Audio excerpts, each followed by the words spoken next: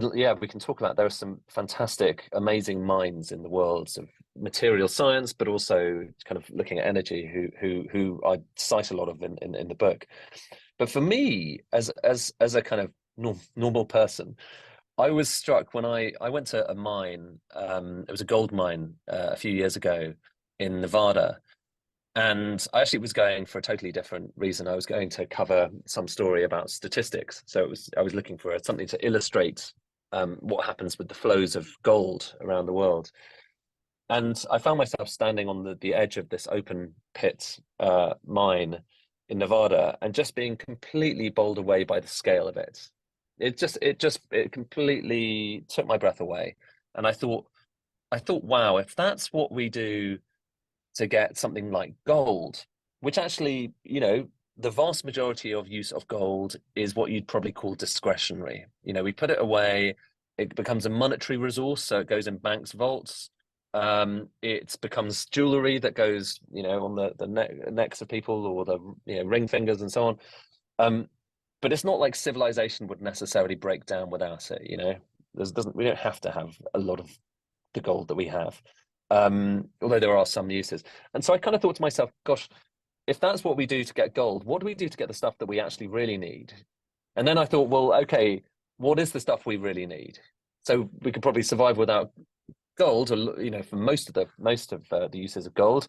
But what are the things that we really need? And so that then just kind of led me down a road of thinking, okay, well, probably it's steel, maybe it's copper, probably.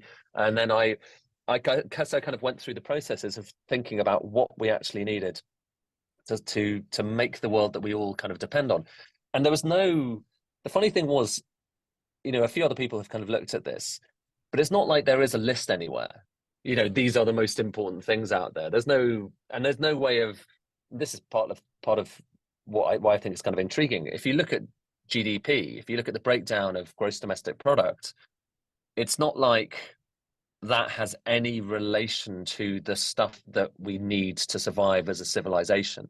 The vast majority of GDP, the vast majority of market capitalization in many stock markets around the world are companies that probably, dare I say, we could kind of survive without. Like I think we could survive without a lot of social media. It's an important part of the communication process, but it's not like humanity would cease to exist. Maybe we'd be, slightly more better adjusted without it, dare I say.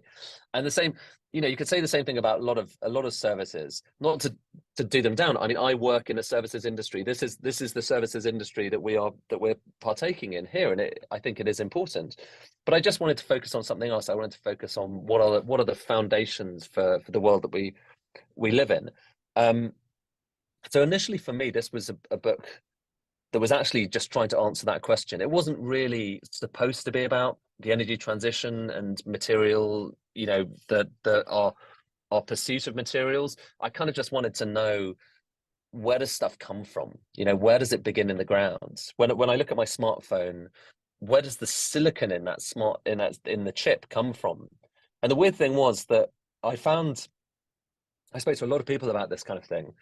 And it's weirdly difficult to get answers to these things, partly because people don't really spend all that much time thinking about where the supply chain that they're part of actually begins. I don't think, as a book, someone who's written books, I don't spend much time thinking about where the paper comes from. But when you go down that route, it becomes actually fascinating, and you start to realize just what complexity this world actually consists of.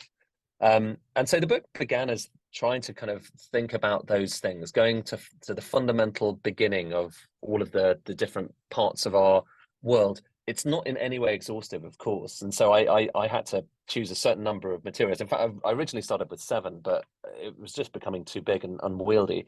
So I've got 6 in the end, and they are sand, salt, iron, copper, oil, and lithium. And the idea is that between those 6 materials, you can tell a lot of some of the story, at least, a lot of the important story of the human progress, essentially, of the energy transitions we've been through, of how we've all got kind of better off, of how we've been able to feed ourselves, of how technology has developed, and how we have made the world dirtier and may make the world cleaner.